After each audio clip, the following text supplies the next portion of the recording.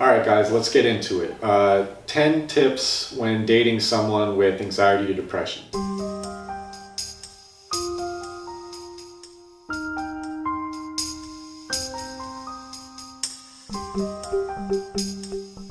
First thing I would say would be to be understanding, because it's not their fault that they have the anxiety or depression. Especially when I'm dating someone, it's a very, very big part that I look for in a woman when I'm dating her, because I need to know that she can be understanding of what I have to go through on a daily basis and the things I struggle with. I would hope that the other person would know that it's not my fault and it's not like I have a choice about this. This is who I am, this is my life, I've accepted it, and this is me. So if you don't like me, then you can leave, but if you like me and you want to stay, then cool, you can be in my life. But as far as being understanding goes, that is definitely the first one, because if you can't understand where a person is coming from, then you're never gonna see eye to eye with them. So understanding is the first one. The second one would be compassion and understanding. Having compassion that this is not only hard for you, the other person, to deal with someone who has anxiety and depression, but this is also very difficult for the person with the anxiety and depression to go through, because relationships are hard enough as it is, but if you throw anxiety and depression on top of that, it becomes a whole nother ballgame. Relationships are 10 times harder than they would have been if it was just a couple without any of those illnesses. Have compassion, have understanding that, you know, this is who they are and this is not the life they chose, but they're learning how to manage it and deal with it. And coming from the other person who's dating that person with anxiety or depression, you should be understanding towards that and realize, hey, or say to them, hey, you know, I'm here to help if you ever need anything, or I'm here to listen if you ever want to talk about anything. The third one is communication and the importance of communication. It is vital that you have the best communication possible with the person who has anxiety or depression, or if you are the person with anxiety or depression. Communication goes both ways. So, you know, if you're a person with depression or anxiety and you're watching this video, then I would say be able to communicate how you're feeling on a weekly, monthly, yearly basis with the person that you're with, your significant other.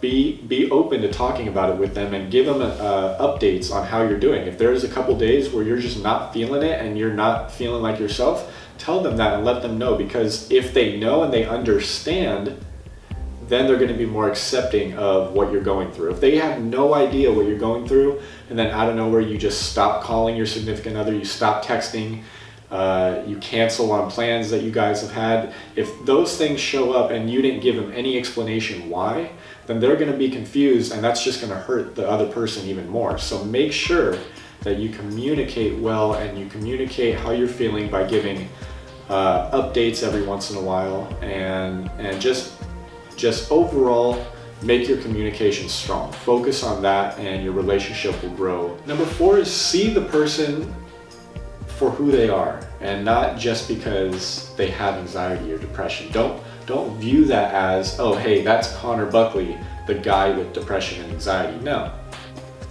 that's like saying there's Connor Buckley, the guy with a shirt. It's like saying anything else, it's the same thing. So that doesn't define me. The shirt doesn't define me. The anxiety and depression does not define Connor Buckley. Especially when dating someone. If someone views your depression or your anxiety as a problem and something that they don't want to deal with, or you know, they view it as, oh, that's who you are, that's not true. That's not who you are. That's just something that you have to deal with on a day-to-day basis. That's like going to a job. The job does not define who a person is. The job is just something about what that person does. Be understanding and don't judge the person for the things that you think might be problems that they have, but judge them for the person that they are and the character that they have. Number 5 would be to give the person space. I can't stress that enough, especially when it comes to anxiety and depression. Everyone is different, but there are certain people and a lot of people that need to have space, and especially when it comes to relationships. If you need your space, don't be afraid to say, hey, I need a little bit of time to myself. but I'll get back to you when I can, or something like that. Just give the other person space, because you don't want to over smother them and make them feel more anxious and more worried or more stressed out. Like something like anxiety, I know that feeling of not wanting to be around anyone. I know that feeling of not wanting to have that overstimulation. You don't want, there's a bunch of things that go on with it. It's really hard dating without those issues, and dating someone with those issues can bring on a whole nother set of challenges that you didn't even think were there. So I just want to give you guys a little insight on how to maneuver your way around dealing with someone or dating someone with anxiety or depression. Number 6, be willing to adapt to change. So people with anxiety, people with depression, a lot of times, for me, for example, at nighttime, I get really amped up and I love to go out. I love getting the energy to go out and do fun things. I tell myself I'm gonna work out in the morning, I'm motivated, I'm happy. And then when I wake up right in the morning, that's a lot of times when it's like really bad for me. And a lot of times I don't have that motivation in the morning. So a lot of times my plans change based on what kind of things my anxiety and depression brings on that day.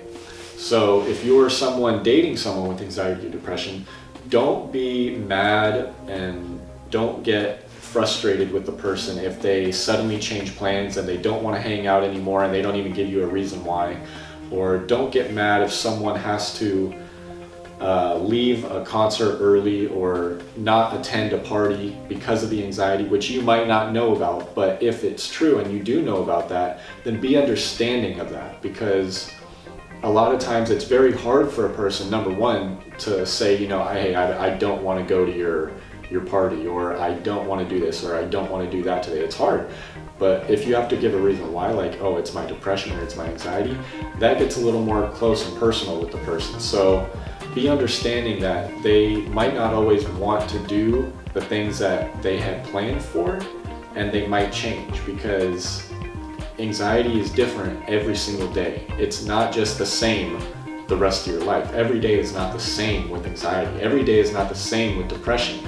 Every single day brings on new challenges and new struggles that you have to overcome throughout that day. Be willing to change. 7, the triggers. Know the other person's triggers. And what I mean by that is, for example, my trigger when I get the most anxiety is when I'm in loud spaces, bright lights, and there's a lot of people. So a lot of times when I am either out at a super busy restaurant, or especially in like a mall where there's a ton of people, bright lights, and there's so much stimulation going on, a lot of times that'll trigger my anxiety. And for the people who do know me, they'll know when I let them know that, hey, it's time, I gotta go, I gotta get out of here, I'm not doing so well. I've let them know that now, and to this day, it's been great. They understand where I'm coming from. They give me space if I need, and they know my triggers, so they know not to intentionally put me in those environments whenever we're hanging out. And that's been amazing, because those are the type of true friends you want in your life. The ones who can understand what your triggers are and work around them to fit your needs and your friendship. 8, educate the other person on understanding what it's like to have anxiety. Educate them on panic attacks. Educate them on PTSD. Educate them on depression, sleep disorder, ADD, ADHD, whatever the case might be, whatever you have, educate them.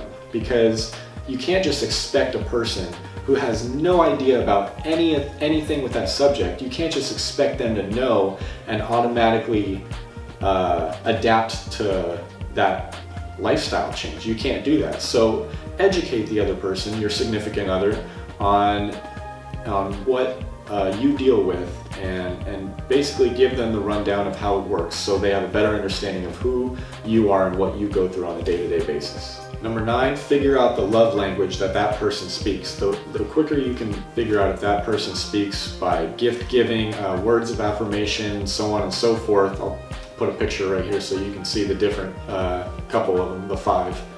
And basically you need to figure out what those are for your other partner, so you guys can figure out how to best suit each other's needs and meet those needs, which will internally, if you guys have your needs met through each other, then there will be less anxiety and less depression. 10th and final thing, enjoy the simple things. Enjoy the simple things of sitting around the house, eating pizza rolls at night, watching TV, or watching your favorite show. Enjoy the little things. Enjoy going out for a walk in the morning. Enjoy playing with your dogs at home. Enjoy the little things. You know, I feel like so many times we're so wrapped up in our day-to-day lives and we're just constantly going.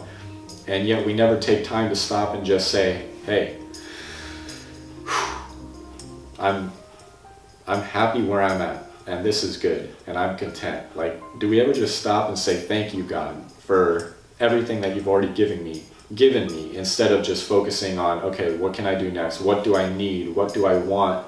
Focus on what you already have and enjoy the little things, because it's the little things accumulated over time that make up the better portion of our whole lives. So I hope these 10 tips helped you guys.